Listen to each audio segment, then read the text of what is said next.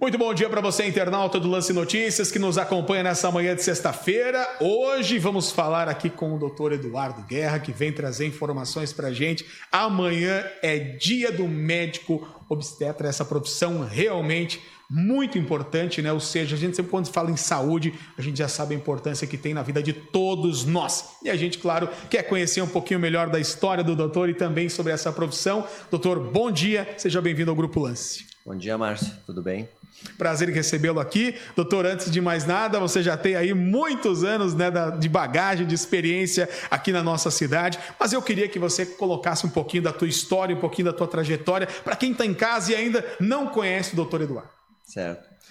Eu sou médico, ginecologista e obstetra e atuo na região de Xanxerê e a região da Mai, que é a minha cidade por onde eu comecei foi Abelardo Luz, depois que acabei me mudando para cá. E há 23 anos praticamente eu estou aqui na região.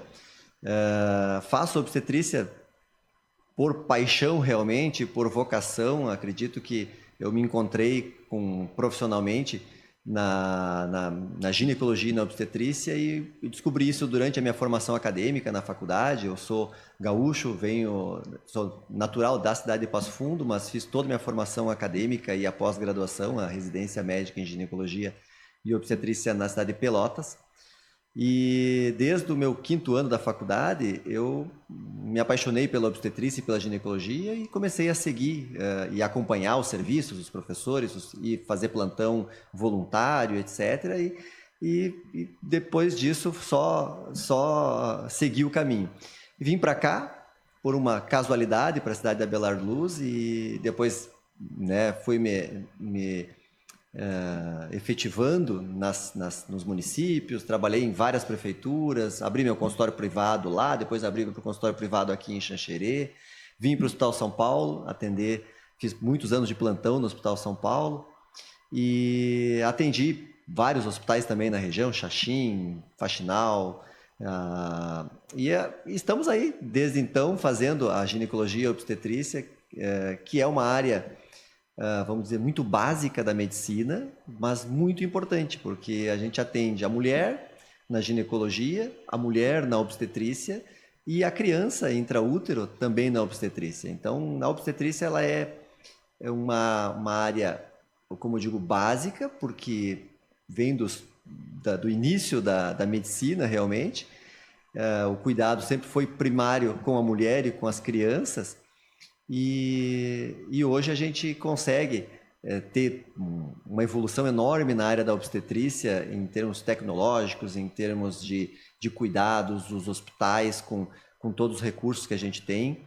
E a obstetrícia, a gente consegue então ter tanto o cuidado materno fetal, né, durante o acompanhamento que a gente faz, assim como toda essa parte tecnológica que se implantou, que é muito gratificante para a gente, né? Como profissional, é o nosso dia a dia. Eu realmente sou suspeito em falar porque tem áreas, lógicas, outras áreas da medicina que são muito interessantes, boas para o médico trabalhar, mas a obstetrícia ela é diferente, ela nos traz uma gratificação que não é mensurável realmente. É um fato, né, doutor? Uma coisa que eu gostaria que o senhor falasse, doutor, hoje, assim, nessa tua área, né, onde o senhor é especialista, como é que você daria pontos hoje para as pessoas trabalharem a questão de prevenção, pensando já no cuidado, no bem-estar dessas pessoas?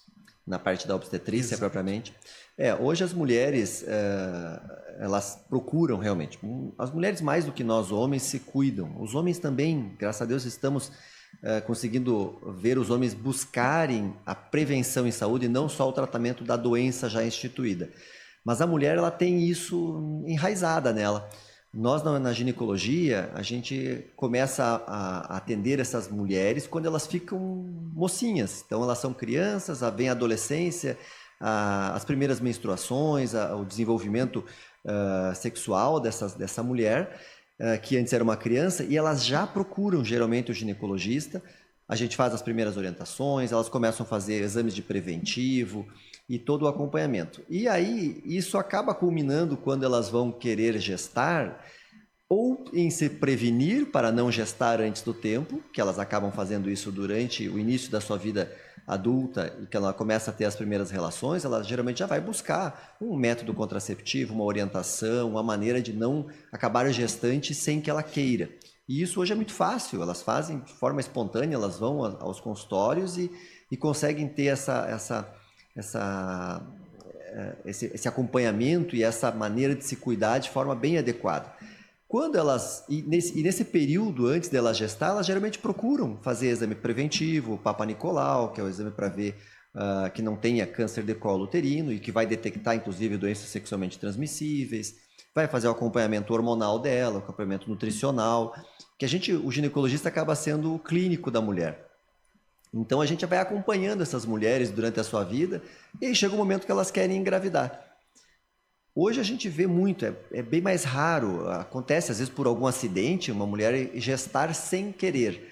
Mas a maioria, elas fazem a programação. Hoje as mulheres são donas de casa, profissionais do ramo, de variados ramos, são esposas, são mães.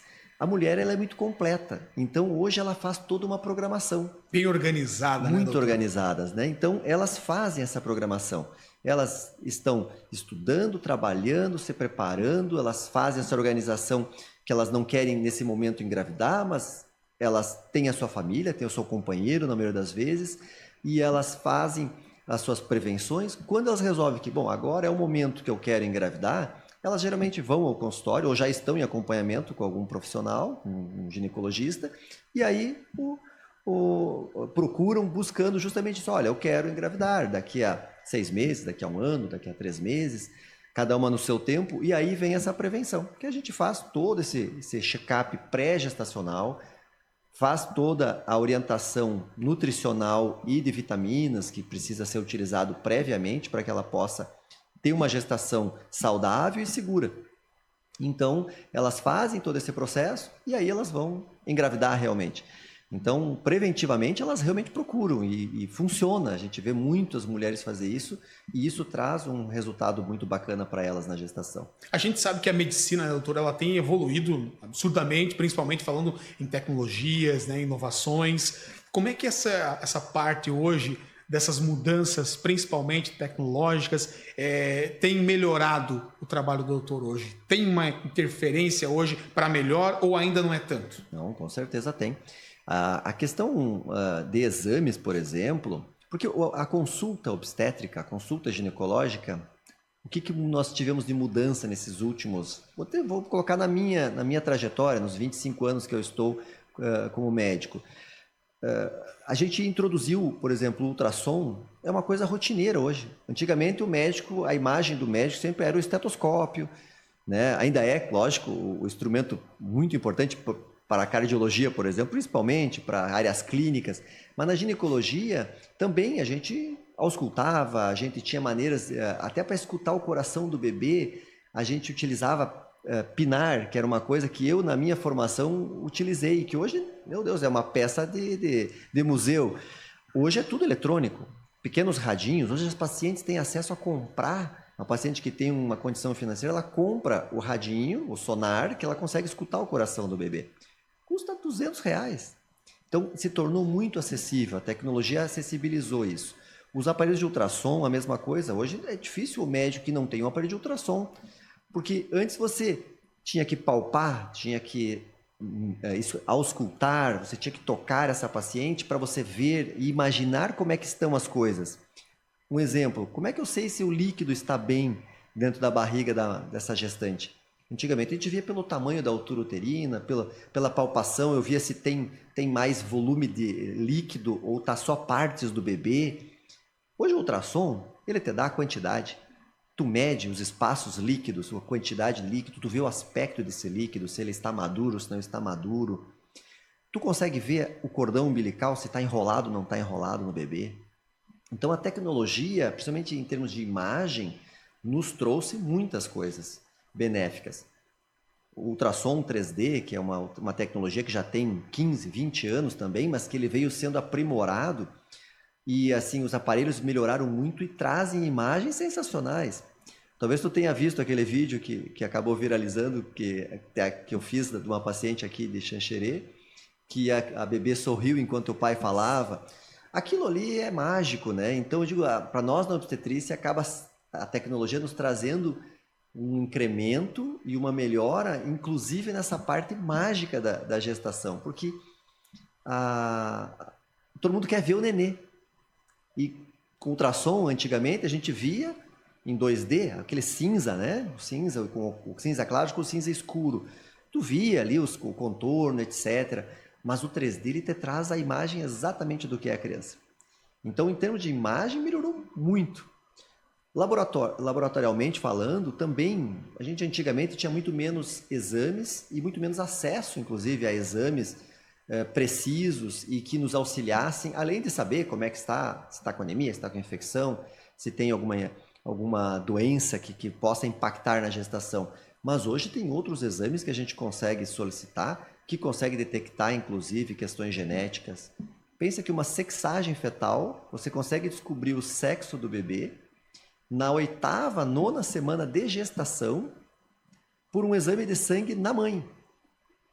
Parece muito surreal isso, mas acontece, é verdade, ele é muito seguro o exame, ele é certeiro. Eu, particularmente, nunca vi dar errado um exame desse.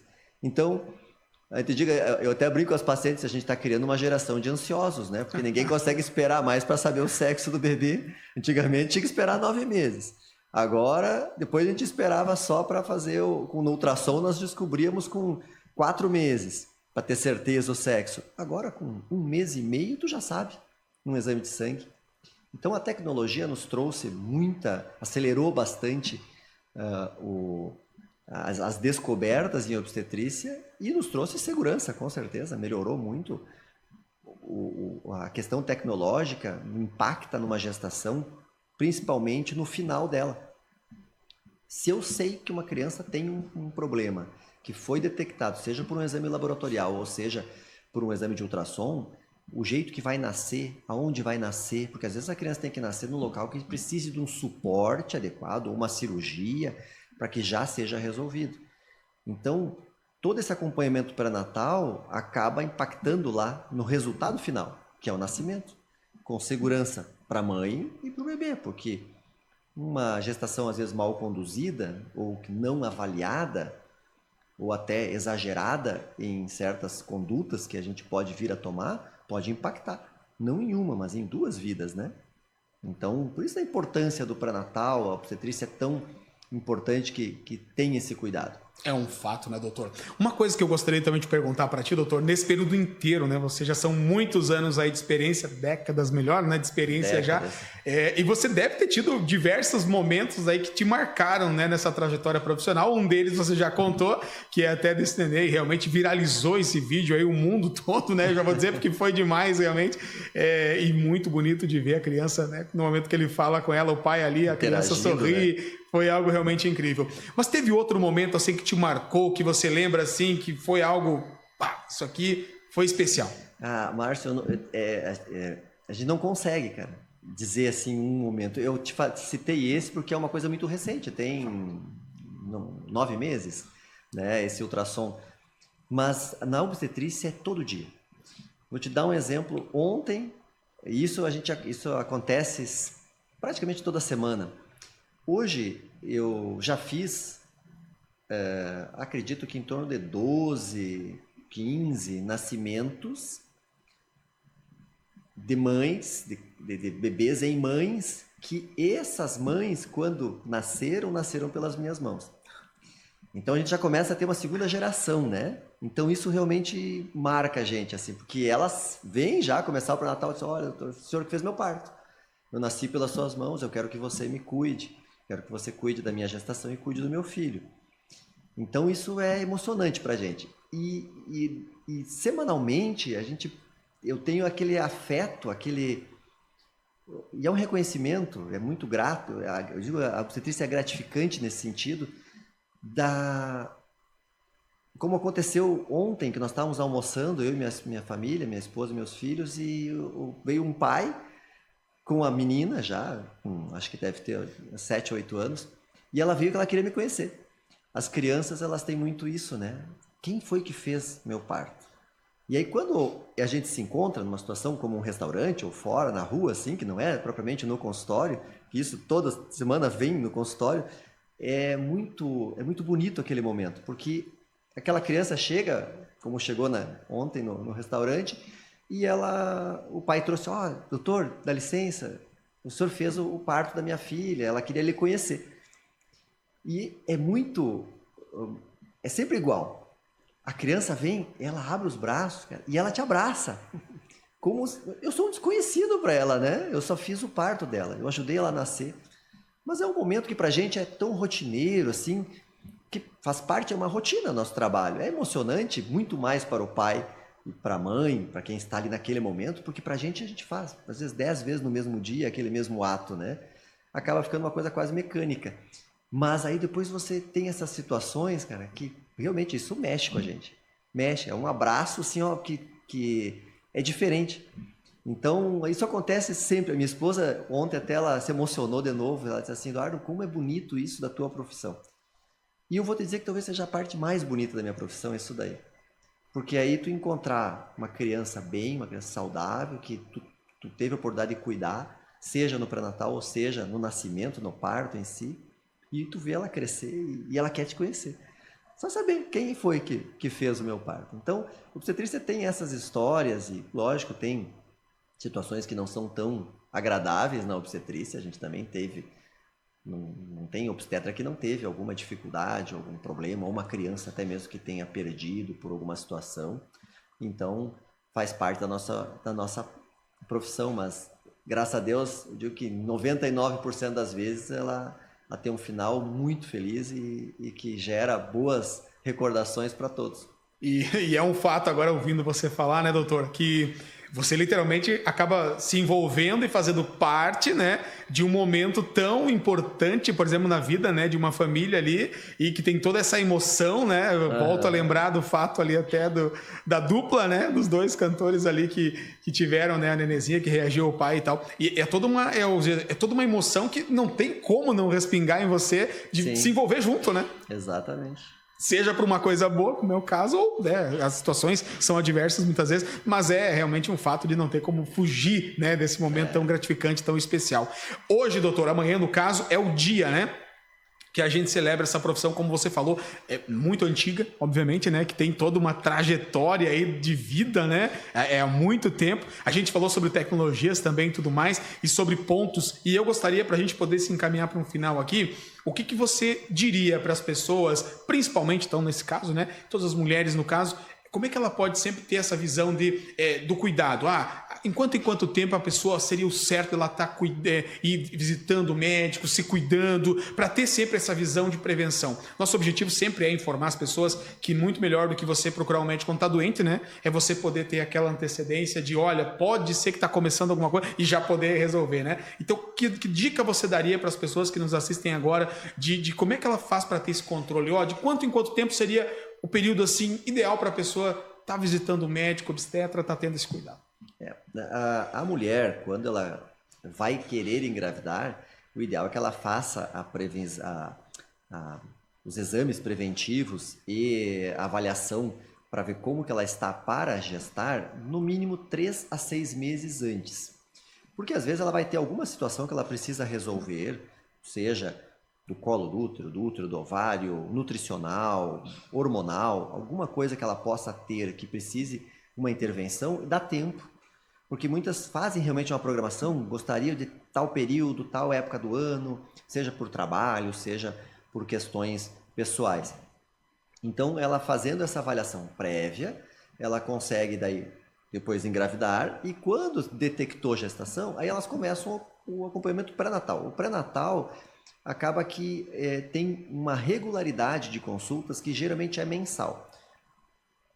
Geralmente porque no primeiro momento ela faz às vezes 2 consultas no primeiro mês, porque ela precisa avaliar a formação inicial, ver se está tudo bem. Às vezes depois ela tem um espaçamento que até passa de um mês, a consulta passa para 1 mês e meio, mas geralmente é 1 mês.